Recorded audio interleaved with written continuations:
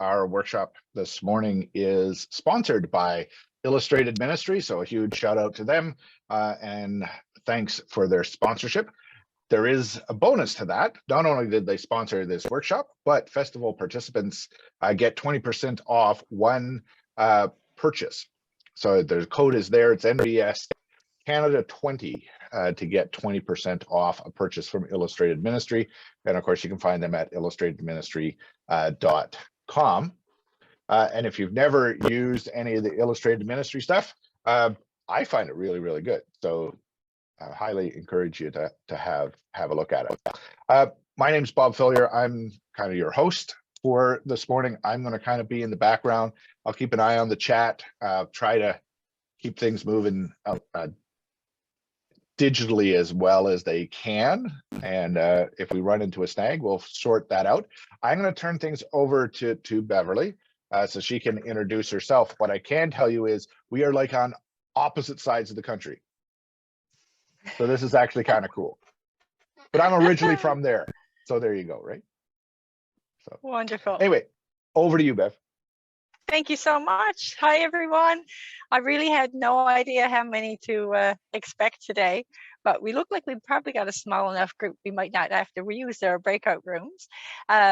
My name is Beverly Matthews. A little tiny bit about me. In addition to being an ordained minister, I'm a partner and a mom and a daughter and a sister and all that. I love to paint and draw and sing. And I love godly play. So I'm going to get right to it and ask our Zoom host to share our slide presentation and get you to get to work right away. And instead of actually thinking right off about what is godly play, we're going to look at why is godly play, because it arose from a context of more traditional storytelling. I think you might have version 1 of my PowerPoint, not version 2. Oh, well, let's keep going. Oh, no, this is it. This is right. Thank you. All right. So okay, next one.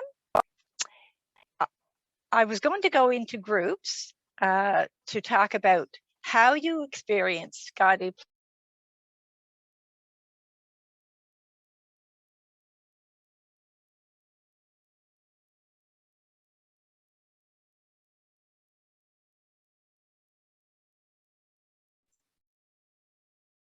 Did I get lost for a second? Are we back? Is everybody back? I think we're, oops, other than the slide jumped ahead on me. I think we are good. Yeah, you disappeared for a split sec. Oh, okay. So just go back to the previous one. This is the questions that I thought we would think about. How you experience biblical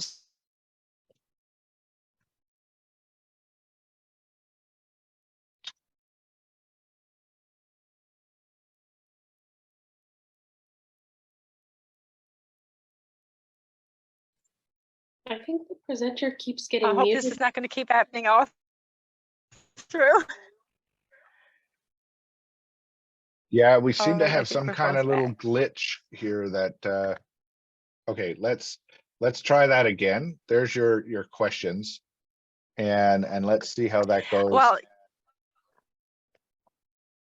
one thing that might, I don't know if it causes a problem or not, but I did put transitions in the PowerPoint. That might be messing with things, but it seems to be on your end. Your camera kind of keeps cutting out, like you disappear and then you come back. It's really weird. I don't. Excuse me, friends. Which workshop have I just joined? I've been godly play. Okay, I can't get into. Okay, sorry. Okay, so Catherine. I just got a note from everybody saying y'all were having tech problems, so it might not just be so us. it's not here. It might not just be us. Okay. So let's try to muscle through, and we'll see if things smooth out as we go. Sorry, I'm in the wrong workshop. I can't get into mine with Tom Boomershine for some reason. Sorry to interrupt. That's okay. It's all good, Jeff. So maybe if anybody wanted to share something about how you experienced biblical storytelling as a child, we could just have a couple of minutes. I'll get it started. Sure. Thank you, Erin. And no problem. When I was little, in my Sunday school, there were two ways. One is that we did arts and crafts of the characters that were in the story. So I have lots of memories of cotton balls and making lambs and cotton balls and stuff like that. So it was kind of like mostly imagining the animals in the story. And then another way was, I have a very strong memory of like the creation story from my Sunday school teacher. And she just said, imagine, you know, so she just kept saying, imagine that you're part of God's world. And I could just see her face telling me that, and just her saying like, use your imagination really spoke to me. So yeah, that's kind of That how. sounds like it was pretty creative and imaginative anyway. Yeah. Mhm. Thank you.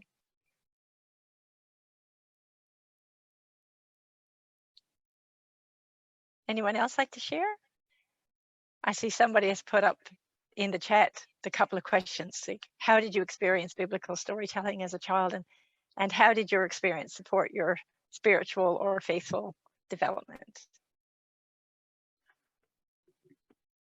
Well, I'd have to say I didn't church at all growing up.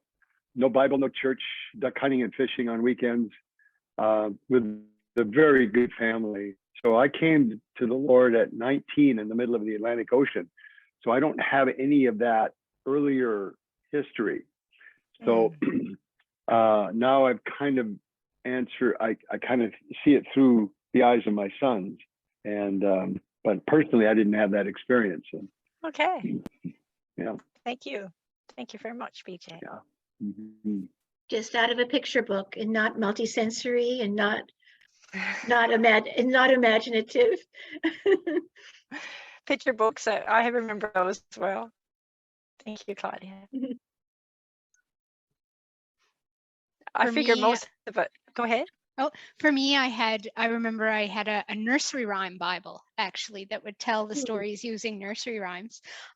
But music was a big way that my Sunday school teachers taught us the stories too. Like, I remember the song about who the 12 disciples are, and like all that kind of stuff. And of course, like Jesus loves me, and you know, so maybe not necessarily the stories in song, but yeah, like certain things, ideas, I guess, maybe from the Bible that were portrayed in songs. Yes, thank you, Catherine. Yeah, I agree that like it wasn't until I was older, and even until I went to theology school, I never was given the message that Bible stories were like stories, you know, stories you might want to read, like learn, like stories you might want to know and tell, like Cinderella. Like I knew Cinderella was a story, but I didn't know that the Bible stories were actual stories. I thought story was just a word for, you know, chapter. Reading. Reading, chapter. Yeah. Christine, did you want to share anything? Your microphone is muted, I'm afraid. Oh, there you go. There really isn't a whole lot that I can share. I don't know how old I look on the video, but I definitely predate godly play. I had no experience of godly play as a child. And my experience of Sunday school was, well, we were relegated to the furnace room or the dark corner of the basement, and we did the best we could, I guess.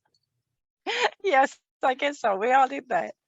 Well, so, I'll share a little about my own questions are not one that I can answer. We can go back to our slides, and the next picture that was jumped ahead a bit briefly kind of summarizes what my experiences were mostly. You'd have that's an actual picture of my old Bible, King James version, that I had when I was a child, the red letter edition. And of course, a lot of biblical storytelling was memorizing different little bits. And the other two are two versions of children's moment object lesson books that, you know, would be resources for what was called the children's moment during morning worship. Very traditional and well, you know, entertaining and, you know, interesting. They always had the lesson that was being taught at the end, that you knew during the story at the end you were going to be taught this lesson. And it was mostly like this kind of model was mostly like a mug jug approach. Like whoever's teaching the Bible story, they have the information and they pour it into the mug of your brain to give it to you. And that, I think, is kind of the context out of which godly play biblical storytelling arose. So we'll go on to our next slide very quickly and go over just briefly a little bit of history about godly play. Are we okay with the next slide? Yeah, a little bit of history. Moving right along to the very next one.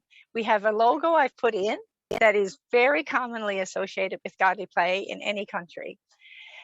An American man named Jerome Berryman, he, of course, started to wonder if there might be another way of sharing biblical stories with, well, in particular with children, in terms of where he started from with godly play, in a way that honored what everybody has to share in the story, in the faith development and in the teaching. So, like, no matter what age we are, we all have something to contribute, something to teach, as well as something to learn. And he started off as curious about what other people are doing. So he went to England, as I understand it, and he, for a couple of years, visited a number of preschools where they were utilizing the Montessori method of early childhood education. We might as well skip to the next one. And based on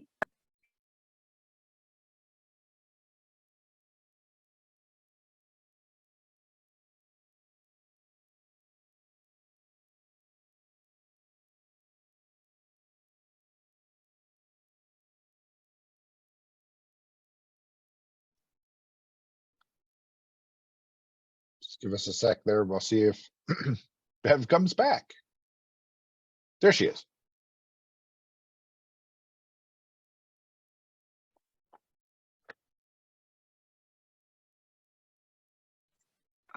there we go. There you go. Okay. Yep. Yeah, we can just kind of quickly go to the next.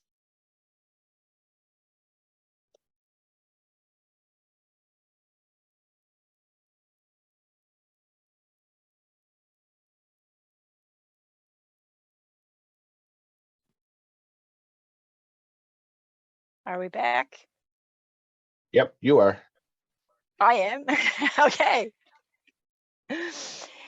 Yes, so he observed the Montessori method being used in early childhood, and he thought there must be a way that we can bring that kind of hands-on, exploratory, creative approach to learning into our faith contexts, our church and faith and spiritual contexts. So he developed this research and came up with an idea for exploring the mystery of God's presence in our lives. So it's all about that mystery, exploring that mystery of who God is and allowing God to be the one who is at work and teaching all of us and helping all of us to grow in our faith. So I've briefed a little bit of definitions directly from the website, from the godlyplayfoundation.org. Great website, by the way. There's links from that page to lots of more information if you want more information. But it's meant to be, again, this creative, open-minded approach that respects and honors what everyone has to bring. The next two slides actually are two quotes that I came up with as what I see as a biblical foundation for really what is fundamental to godly play.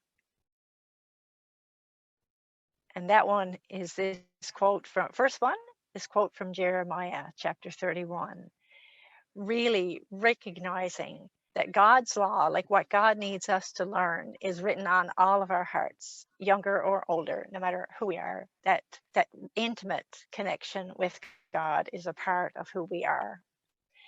And the other one is a quote from Mark.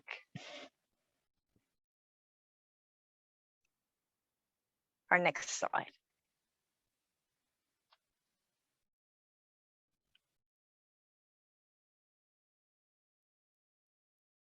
There we go. Truly, I tell you, whoever does not receive the kingdom of God as a little child will never enter it. So part of what Godly Play is about is helping us all to connect to the child of God within and learning as much from children, or even more than we could possibly hope to teach them.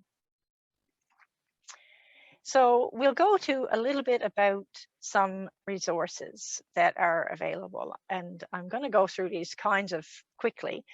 There are a lot of ways to categorize materials and stories, but so what I'm going to share is by no means an exhaustive list, and it mightn't be the same as every other list you might have read about or heard about.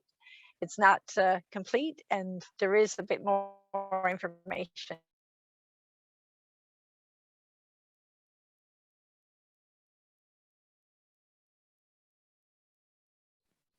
All right. A few technical hitches, but not too bad. All right, what I have categorized as types of stories would be, one type is a core story, which is kind of like your overview of the Bible, like the main creation, great family, like you got Old Testament and New Testament, you kind of got the overview of the Bible. Then the extension stories would be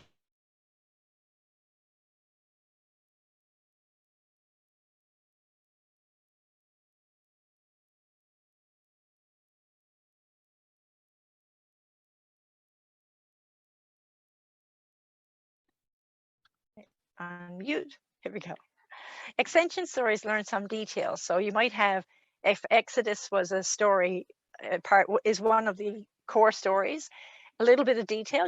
There's another story that is the story of Moses, with a little more detail about the life of Moses than you would learn from the story of the Exodus. And then you have enrichment stories. And enrichment stories don't just give you more details.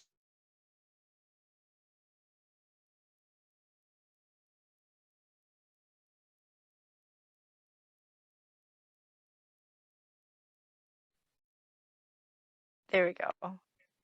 They actually invite you to go a little bit deeper into the meaning of these stories. And the mystery of Easter is one example of an enrichment type of story.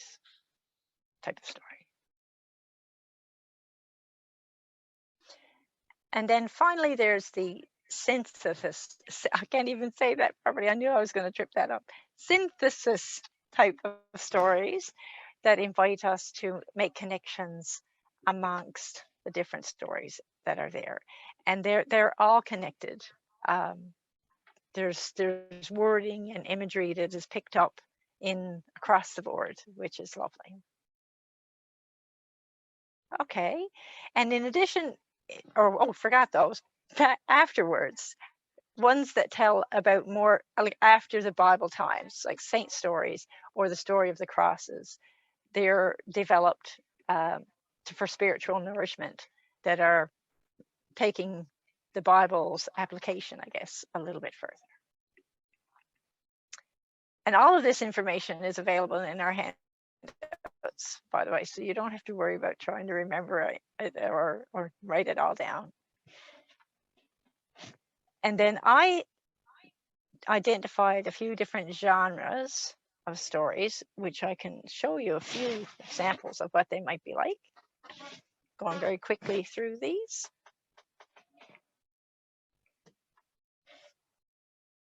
Sacred stories are like the Great Family,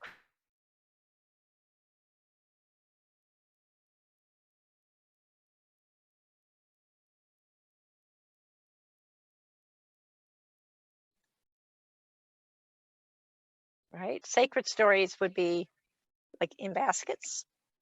Usually the materials are there in the baskets. Whoop. Some materials might be on the shelf outside of that. Oh, okay. After that, next slide.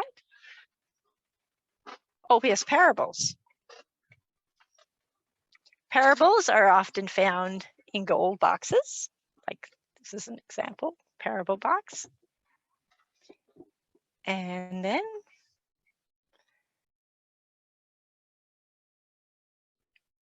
our saint stories.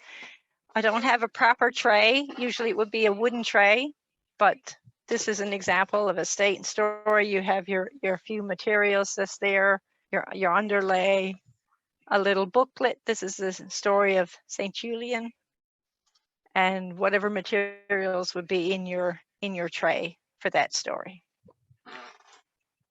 And liturgical, some stories are liturgical. They're not particularly biblical stories as such, but they come out of our biblical stories, like the story of baptism.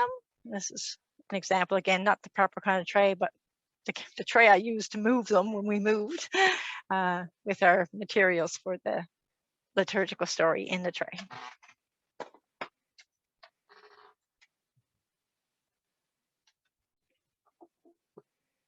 Okay, next slide.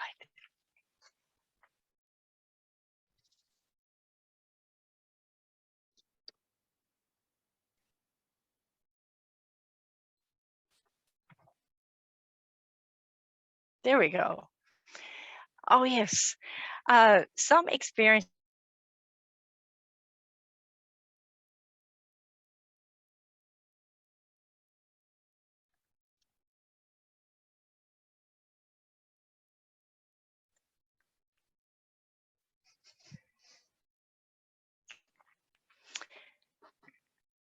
Okay, yeah, this is the first one.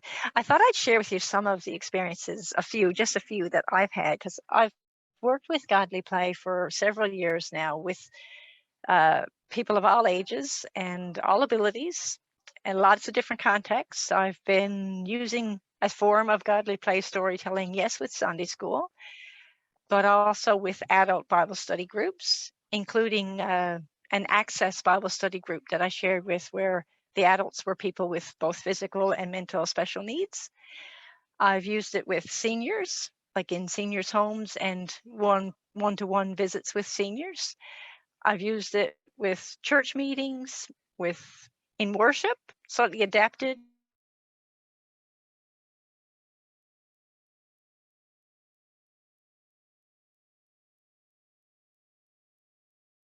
Sorry, I'm not sure where I cut out the sound, but I was talking about in worship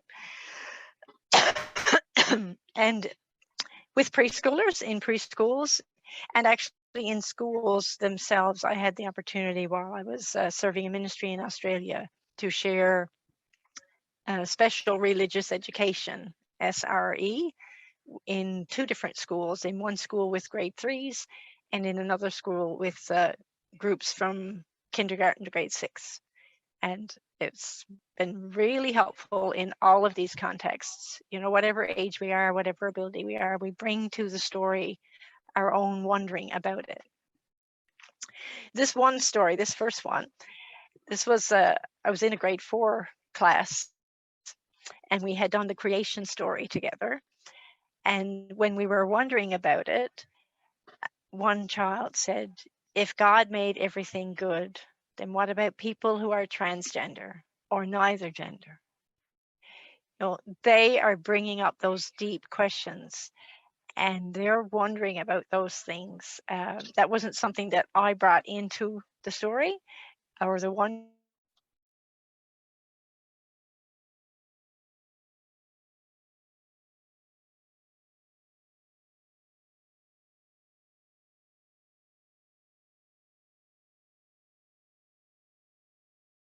the child themselves raised, and it led to such a beautiful, beautiful discussion afterwards. The next one came from a grade 3 class that I was working with in scripture teaching. And we had, I was doing the mystery of Easter, and I was talking about this white being a color of pure celebration, you know, and the children raised about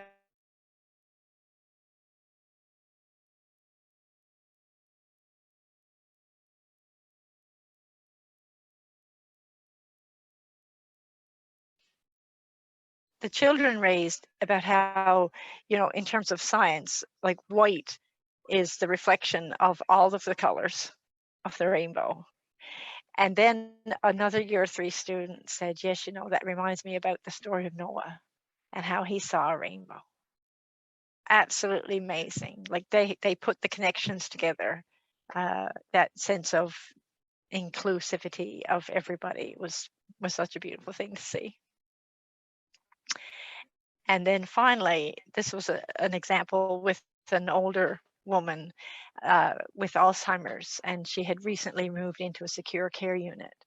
And I shared with her the Good Shepherd story, one of the parables. And she said, you know, I hope God is leading me through my darkest valley too. And she could just make that connection between the Godly Play story that we had shared and what she was facing and what she would have to face, what she knew she was going to be going through.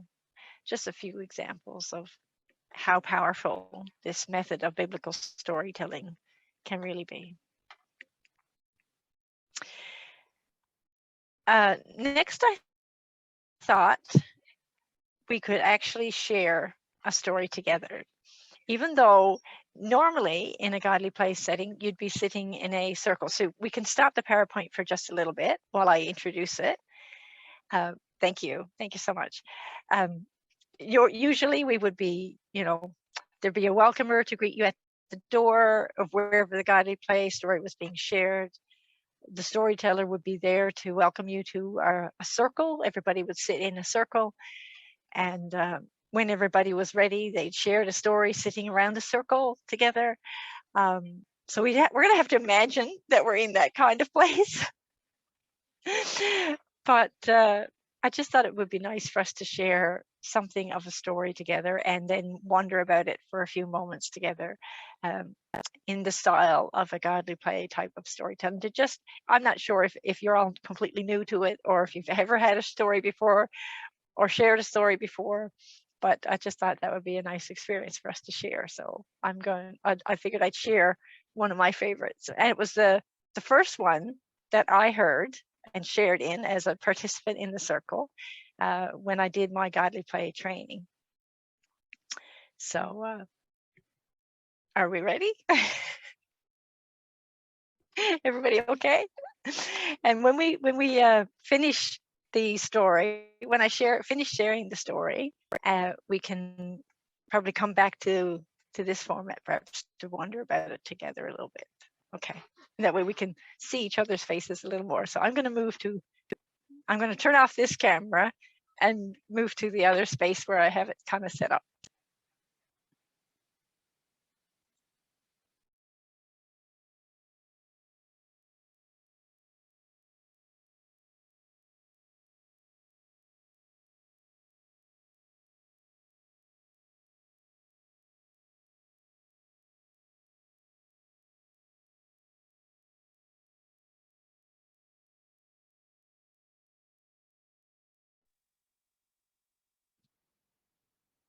Okay. Everybody can hear me okay?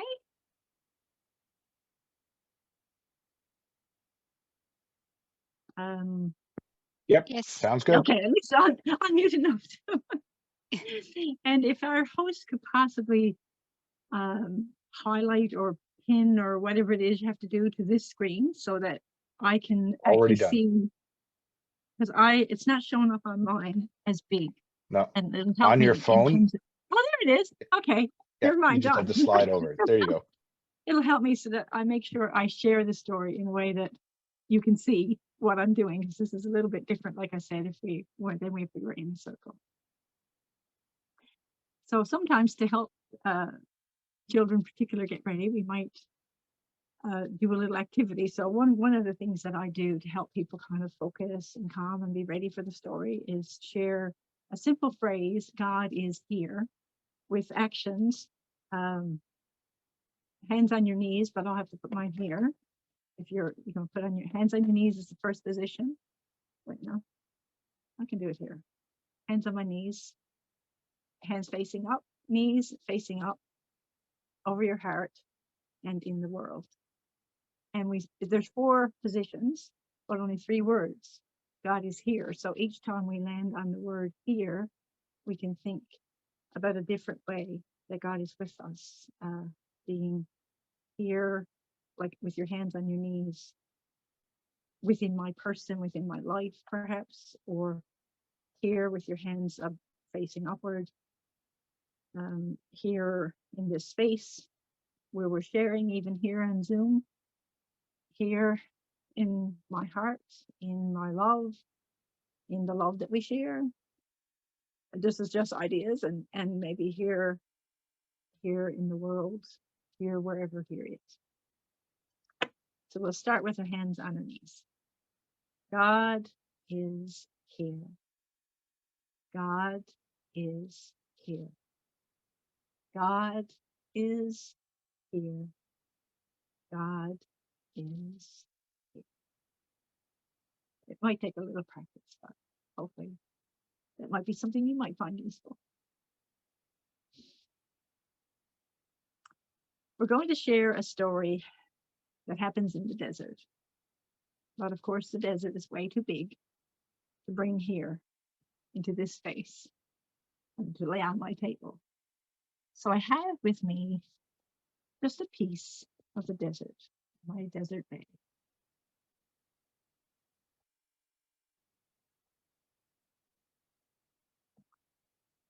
The desert is a dangerous place. The wind blows and moves it, and it shifts. It can be easy to get lost in the desert as well. Food can be very hard to find. Water, shelter, can be very hard to find. It can be very, very hot in the day.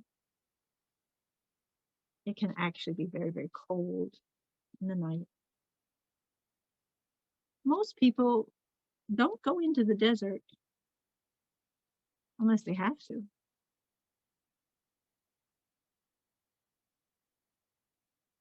Long ago, people usually gathered in villages, towns, or cities. And one of those cities was the great city of Ur.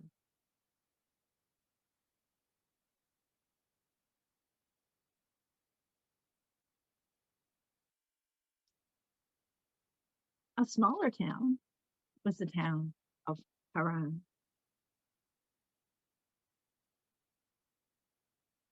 When people traveled outside of the city, they usually traveled with rivers to guide them.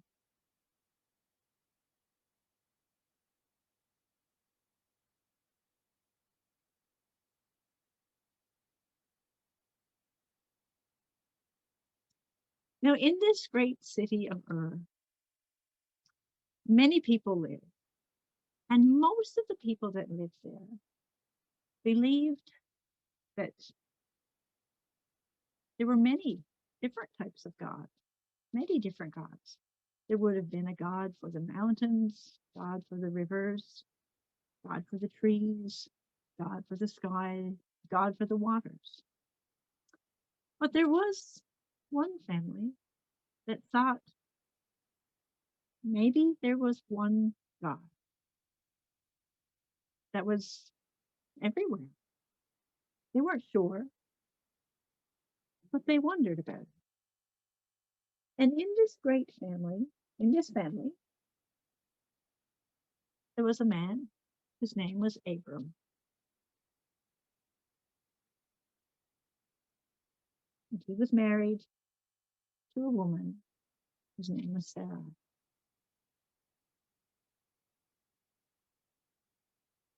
Abram and Sarai, wondering if God was in fact one God who was everywhere, decided to leave the great city of Ur. And so they set out along the river to find out. They had to travel with all of their belongings, their animals, their sheep, their donkeys, their helpers. They had to carry their food, and of course they could get water from the river. It would have taken them quite a long time, and they would have had to take many breaks. But eventually, they neared the city of Haran. And they could see people running out to greet them. They were almost there.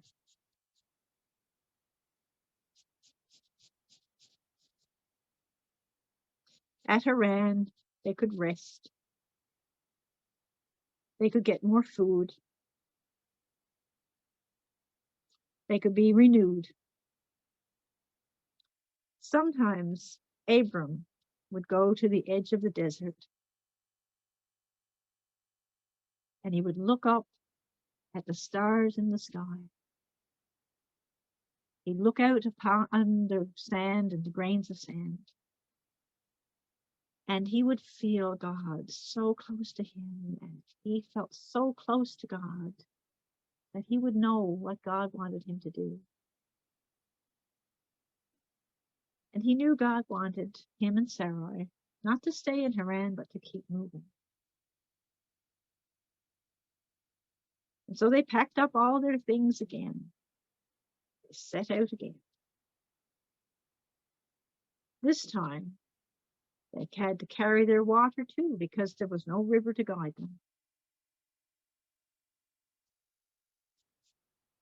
After traveling so far, they stopped to have a rest. And Abram went up to the mountain to pray and really felt that God is in this place too. And so Abram built an altar there to mark the spot.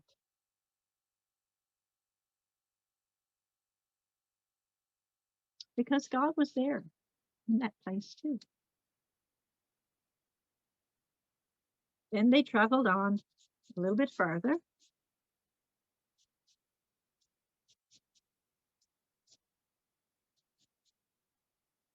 And they stopped again. Again, Abram went up to the mountain to pray and felt, yes, God is in this place too. And so he built another altar.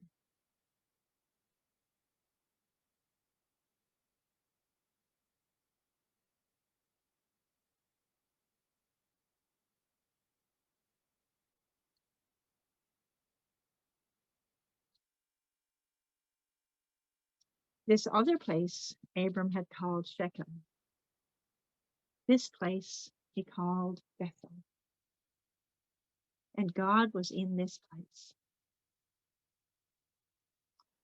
Still, sometimes Abram would go to the edge of the desert and he would feel God close to him, and he felt close to God. He would know, yes, God is in this place.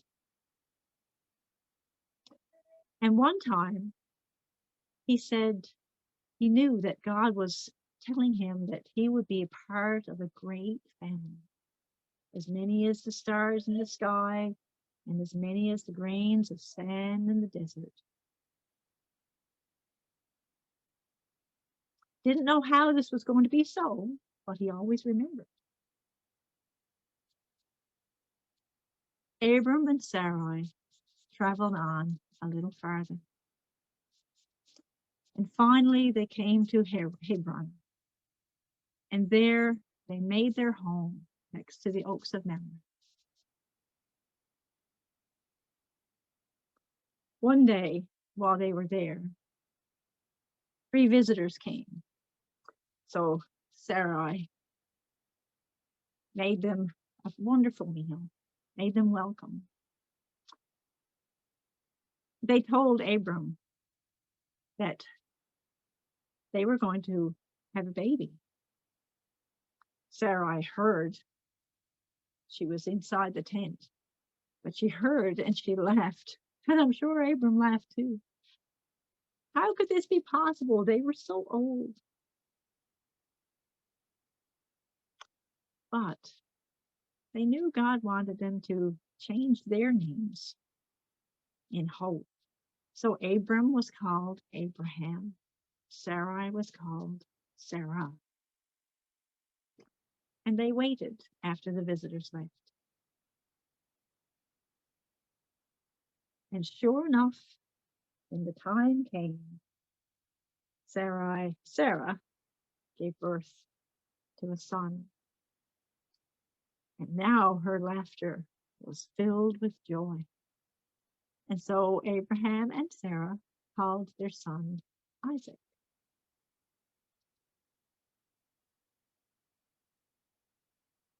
Isaac lived with Abraham and Sarah for many years, till one day Sarah became very old and full of years. She died. So Abraham and Isaac, they buried her there near the oaks of Mamre.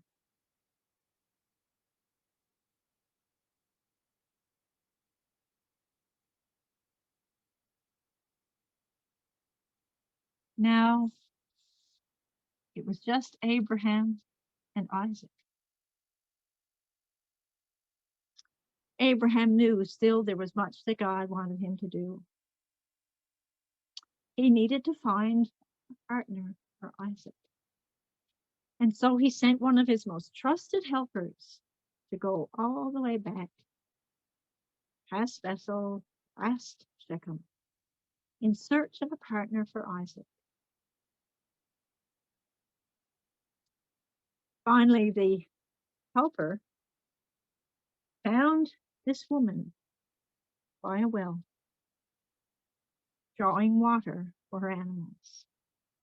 And he asked her to help him, which she did.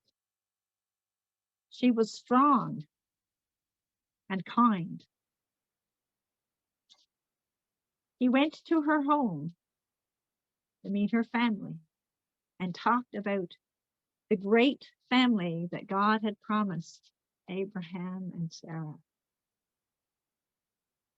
And Rebecca agreed to become part of that great family too, and to be a wife, a partner for Isaac. And so she traveled back with the helper, back past Shechem, back past Bethel. And finally, she was nearing their home. And when Isaac saw her in the distance coming, he was so excited, he ran out to meet her.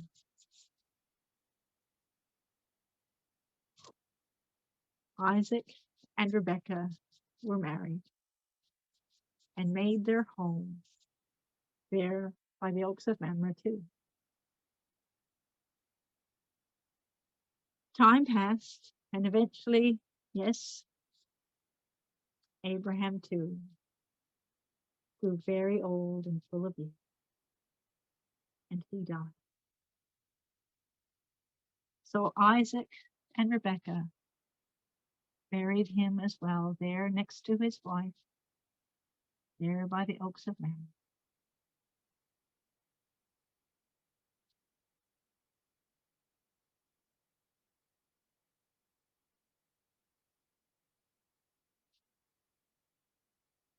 Isaac and Rebekah knew that God still had much for them to do.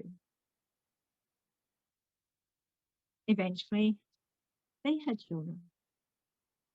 Their children had children. Their children had children, and God's great family started to grow. this great family, as many as the grains of sand in the desert or the stars in the sky. And eventually, Christ was born into that family and gave the promise that you and I too were all part of that same family, as many as the grains of sand in the desert.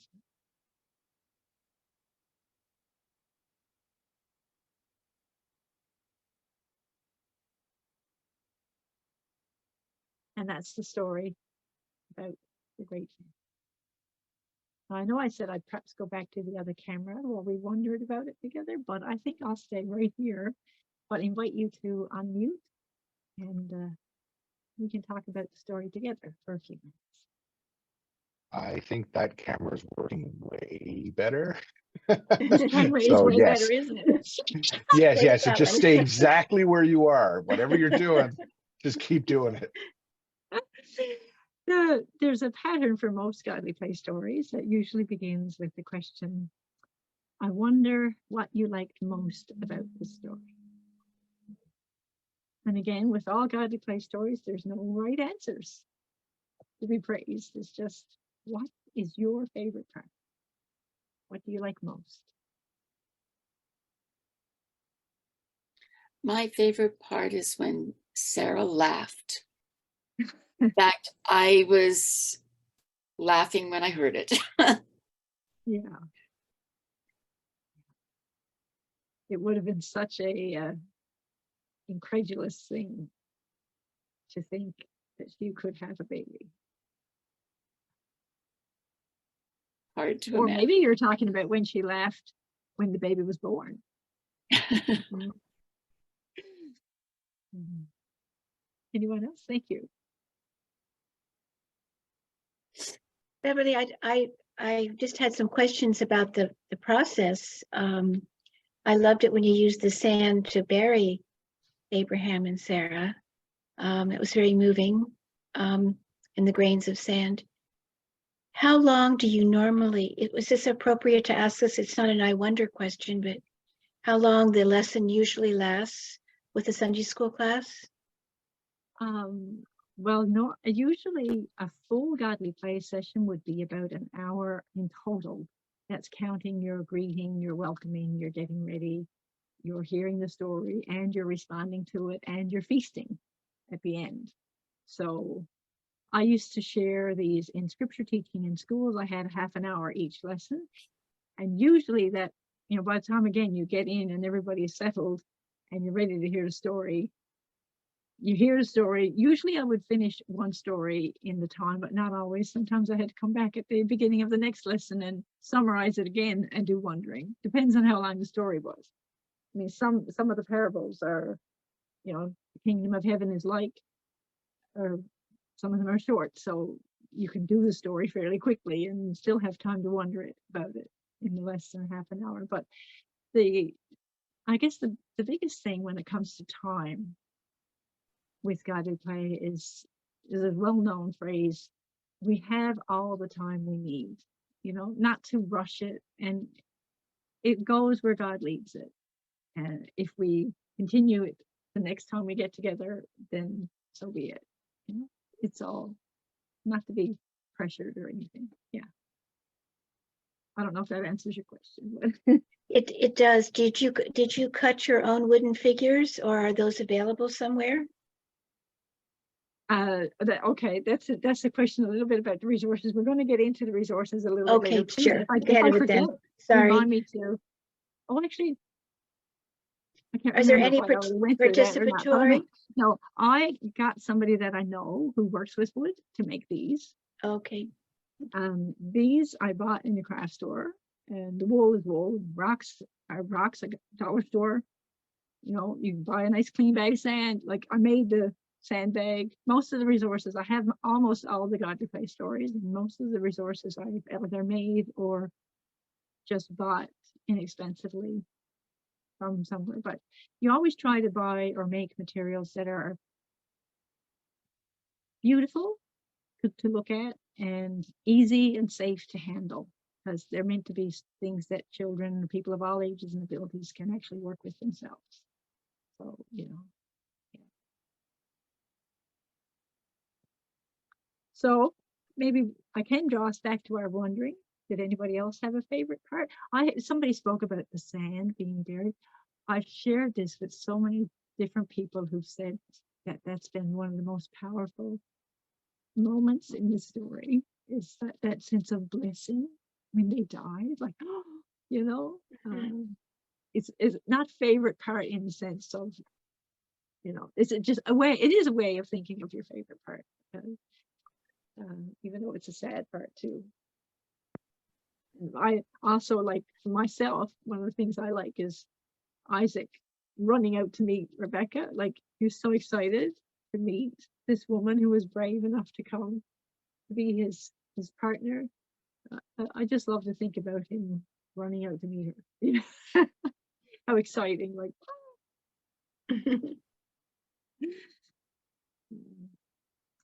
the next wondering question, besides your favorite part, is I wonder which part of the story is the most important. And this is actually quite, you know, a longer story. There's lots of parts of this story. So which part do you think could be the most important? The times when you say God came close to Abraham and Abraham came close to God. Oh, that sense of being held, you know, that Mm-hmm. that whole gesture of being close and feeling that closeness. It's like a cradle. That gesture is meant to be like a, you know, yeah, that's a beautiful image. The closeness of God, we feel it through all of the story, I think. Yeah.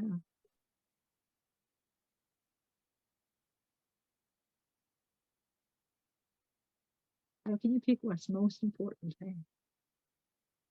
Sometimes a certain part will feel most important. The next question would be, I wonder what part of the story is about you, or where would you see yourself in the story today?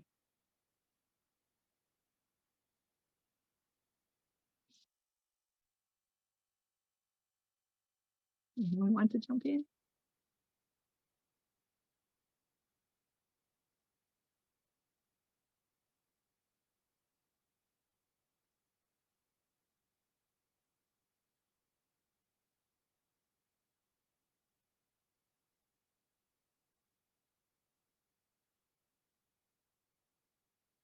I think for me today, it is this part of when Sarah or Abraham were buried, that I feel that's where I am today, because I'm very mindful. There's a member of my pastoral church who's a member of their family has died.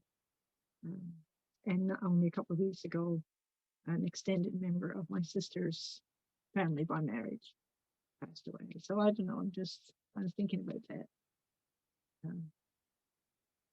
today. That would be where I am today.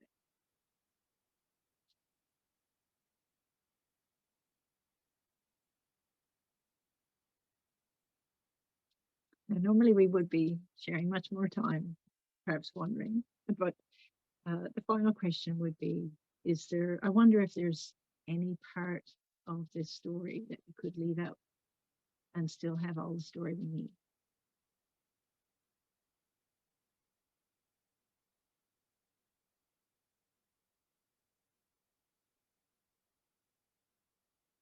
Sometimes people will say, we don't need this river. There's the Euphrates and the Tigris, but this one is not mentioned in the story, but it's there. It's part of the geography.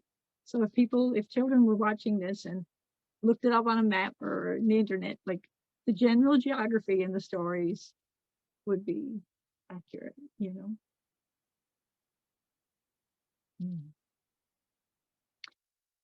Sometimes people will say, well, we don't really need to talk about the fact that they died, because they're not comfortable with that. Like, you never know where this wondering will go. And I said that was the last question, but it's actually not, because it's the last one that is generally there in terms of godly play prompting.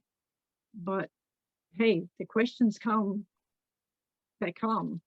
from the group as well, whoever's gathering. So sometimes the questions will go where God leads them, and there will be lots of other wondering questions too. Do young children want to move the figures around? Do you? When I do a sand, the first time I do a sand story with a group of children, I'll allow time for them all to touch the sand. Sometimes only 2 or 3 at a time, depending on the group you got, and they all want to touch the sand before we start, to get a feel for it. Oh, wow, it's cold or whatever, they just want to feel it. And depending on the group, like generally the storyteller is the only one who touches the things during the story. When the story has concluded.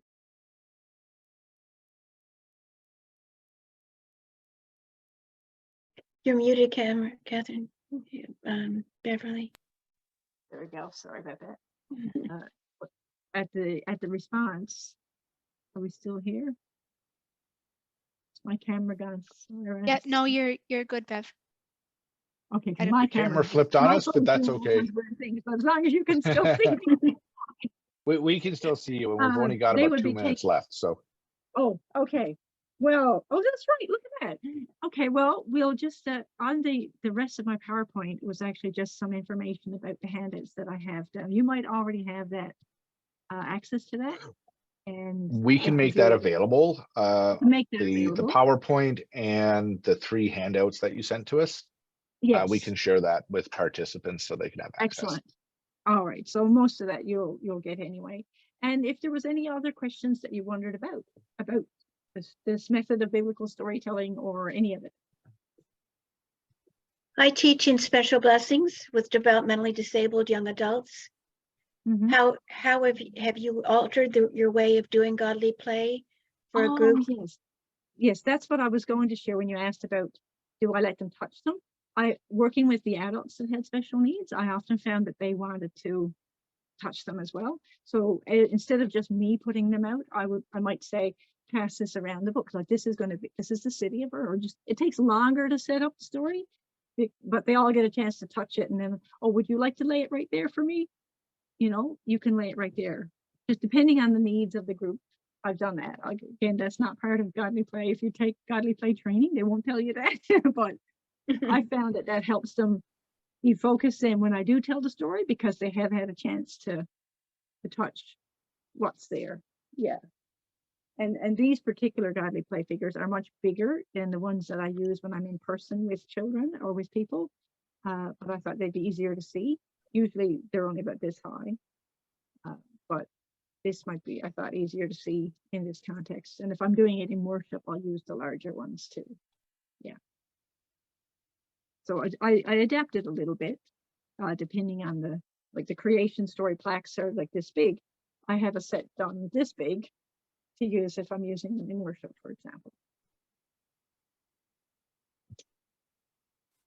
Does every story begin with some kind of spread out field or scene that you unwrap? Not necessarily. They're a little bit different. Like I said, the sand stories do have this, and some stories will have an underlay of a rug, and some will have an underlay of a piece of felt of a certain color. Some won't have any underlay at all, but they all have a visual aspect and a tactile aspect, so that the children, if their response, they want to go draw, do something, whatever, some children will actually want to work with the story and retell it, or make up another story with the same objects, or one might want to tell it to another, So they do get to touch them anyway when they are doing their work, if they want to. But yeah, they're a little bit different, but they all have something visual. Parables are flat figures. People of God are standing up. Wooden figures, generally very plain, like you don't want features to make them too specific. They're meant to represent people in general. New Testament stories are, again, a little bit different. Some have a rolled out, or some of the sacred stories have a rolled out piece of felt that you put a little piece at a time, unroll a bit more, add another bit of the story, unroll a little bit more, add another bit of story. Like the story of Moses, for example, would be like that. Yeah, so they're all a little different, but they all have something to show visually on the floor with the children or the adults or whoever's. I usually let adults sit in chairs because they find it hard to kneel, depending on who they are. Awesome. Well, thanks, Bev. We're to our time. I do want to mention once again that Illustrated Ministry sponsored this session, and in the chat I've added the URL. It's illustratedministry.com, and the code to get 20% off. It says one purchase, not one item. So my thing is load up that cart and do one purchase, get 20% off everything. That's the way my brain works. And the code for that is NBS, so National Biblical Story Tellers Canada 20. So NBS Canada 20, and that should get you 20% off that one purchase. And I understand it's good for it's good until essentially the end of February, the 28th. So not just for this time of the festival, but for the rest of the month. So if you were ever thinking about trying something out from them and not sure about it, now might be the right time to do that. Thanks again, Thank you, Bev. everyone, for joining in. It's been my pleasure. And thanks for sticking with the tech. I'm going to blame it on the storm that's somewhere between Nova Scotia and Newfoundland right now and say that's what it was. So perfectly beautiful day right here, but hey, who knows? But thank you for your help as well. And folks, you've got 26 minutes before we're on what I've been calling an all-purpose break. So whatever purpose you need this break to be, then may it be so. And we'll see you again at noon. Bye, everyone. For more workshops. See you later.